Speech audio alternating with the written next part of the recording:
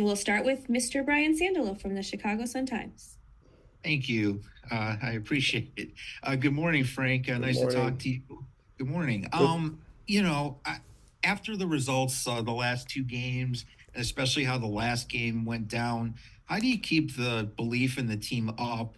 Since, to be honest, there were, other games like that last year, the year before, where points were dropped late. Yeah, I think that you have to look at overall the whole game. Brian, good morning. Good to have you back, man. But I think overall, when you look at the game in its whole, I think you looked at we had a very good game. I mean, when you look at the way we defended, the way we were able to in possession to break them down, to create opportunities and stuff like that, that was really positive stuff. I think now the final pass and moments uh, could be better. I think there are things that we need to continue to improve on. I think for me, when you look at the three games, you look at if you look at a negative, you say 1 point in three games for sure. That's disappointing because we've played and we deserved, I believe, more than that 1 point. But I think that all these games are making us stronger as a team. I think, and then in the end, I don't think it has nothing to do with anything in the past. For me, really, no. I think we have 7 new players here. The mentality is different.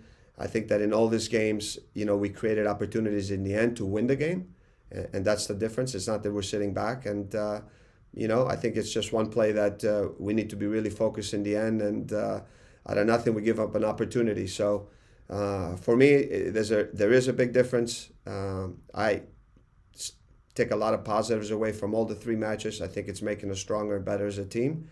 The disappointing thing is that we have 1 point to show for it. We know that, and but I think as a team as a whole, our ability, what we've done on both phases, with the ball, without the ball, transition moments, I think have been very good. Thank you. Next, we'll go to Joe Chats from On Tap Sports. Thanks, E. Thanks, Frank. How are you? I'm great, Joe. How are you, man? I'm doing well. I'm doing well. Thanks. Frank, I asked Chris this as well, but I'm curious, are you seeing the type of frustration that leads to productive training sessions from your team? 1.9, we've talked about it, but are you seeing the proper response from this group?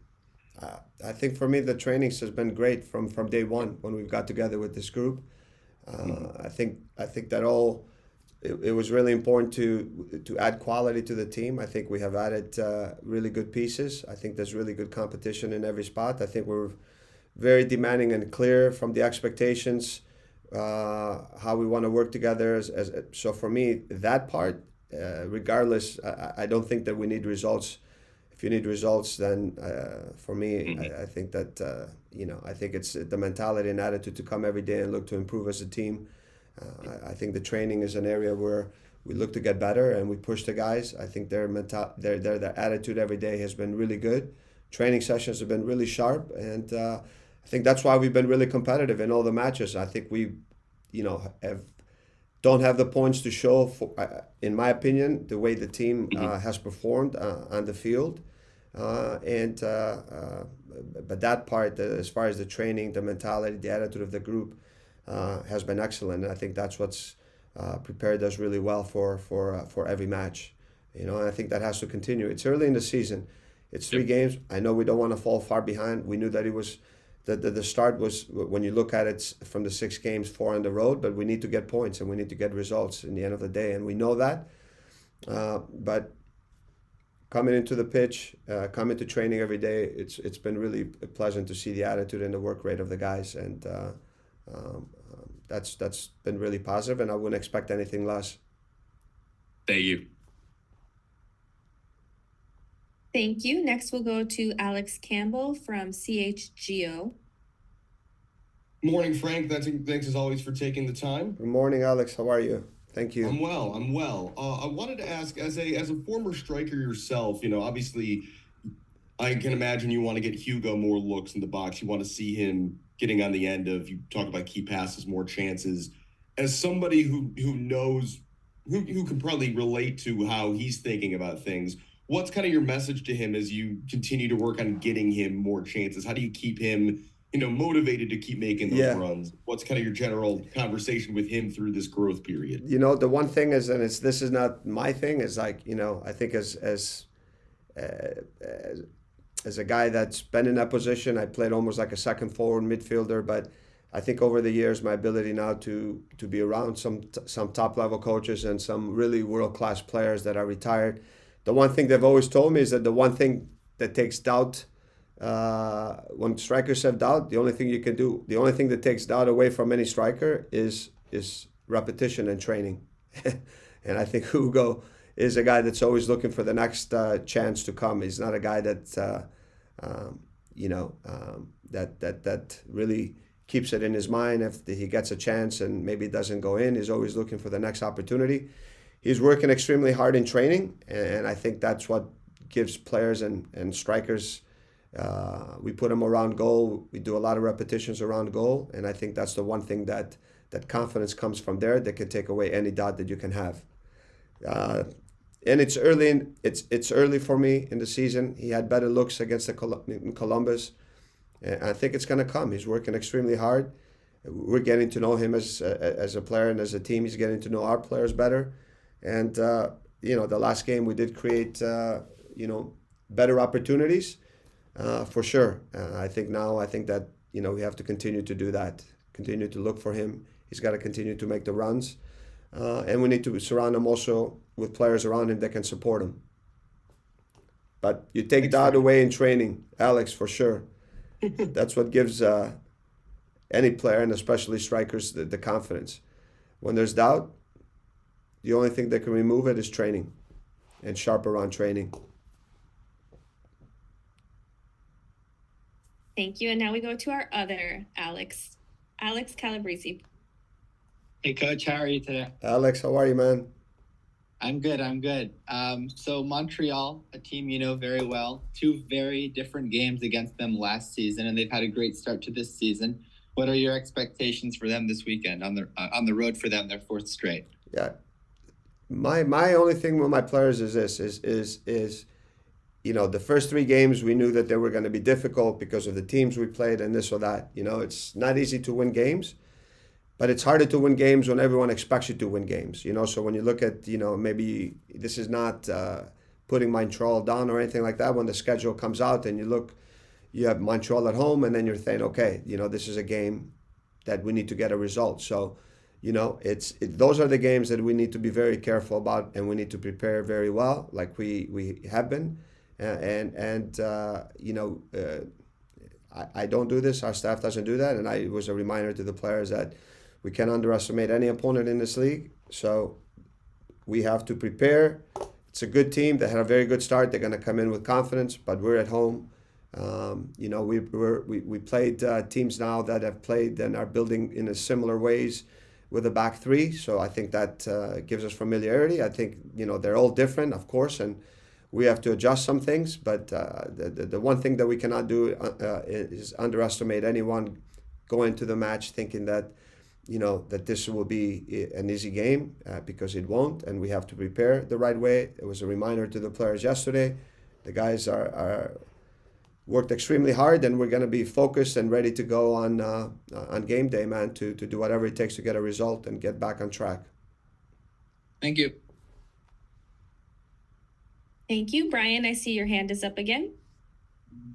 Yeah, just a little bit of a different topic here, Frank. You guys are playing an afternoon game, first of three straight. How much does that change the routine that you put the guys through during the week? And just how much of a challenge is that to overcome when you play 7:30, 7:30, 6:30, 7:30, and three afternoon games followed by, I think, mostly night games the rest of the season? Yeah, no, it's an adjustment, and that's the one thing is that when we looked at it, we've adjusted also our training sessions to start at 1 p.m. so the guys can really start preparing. When do they get up? When do they eat their meals before training? So we've been on top of it, and I think that leading up to this game every day we're training at 1 p.m. just to kind of adjust to game time. I think that's very important. So we're doing whatever we can to make sure that the guys adjust in that way, and they're ready to go. Nothing else we can do Yeah. other than train the right way, practice at the same time. I think those adaptations are important to the players also, and we're doing that. I think the guys will be ready. I think when you go 3-4 days into changing that routine, I think we're trying to manage that and prepare the guys so they're ready for Saturday's game. Yeah. What did you prefer as a player? Day games or night games? I just think, for me, I think when I played, I think this is when, I go back with my Olympic team days with my coach Lothar Osiander, and he just said, Frank, specific adaptation to impose demand. So when you go to Jamaica and you play in the heat, we have to go train in the heat to kind of adjust and stuff like that. So I think wherever, even when I was in Europe, that we played games earlier or later in the year because of the heat and stuff like that, then we train later in the day just to be better prepared. If you ask me, I like afternoon games. If it's 3 or 5 o'clock, I prefer that early. I don't, not a guy when I was a player to sit around all day waiting for matches. So 5 o'clock matches would be great. If it's really hot, then I don't want to be out there in the heat doing that. I think that impacts. But that was just my personally what I liked. I think, but with the players now, with the time change, we're trying to do the best for them to adjust. I don't think we'll have a heat problem here in Chicago this early in the year, so they'll be ready to go and looking forward to the match. Thanks, Frank. Thank you. And we'll go last question to Jose Budino from Conexión Deportiva. Hi, Coach. Thanks for the time. Coach, quick question. After the expectation generated in the first game, where there were more than 26,000 fans, how do you plan to maintain that expectation so that people continue to support and attend the stadium despite the 2 consecutive defeats? Thank you. Yeah, I just think that I think the games, when you look at the team's performance, have been really good. I think it's really exciting matches. I think the team has stepped on the field in every other match with a lot of energy. I think it's been really exciting to watch the team and see a lot of the new players. Even in the first home game, I think the atmosphere, the support from our fans was amazing, was great, and I expect the same support from our fans.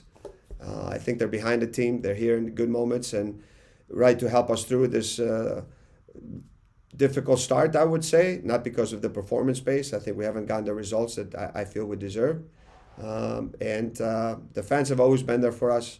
They'll continue to be there. That's important. I think we need them. They play a big role also for coming out on the pitch and hearing their support that they give the players. I think that's important. But they'll come out Saturday also. I expect no difference. Thank you. Thank you, Coach, so much for taking the time this morning. Thank you. Really Take appreciate care. it.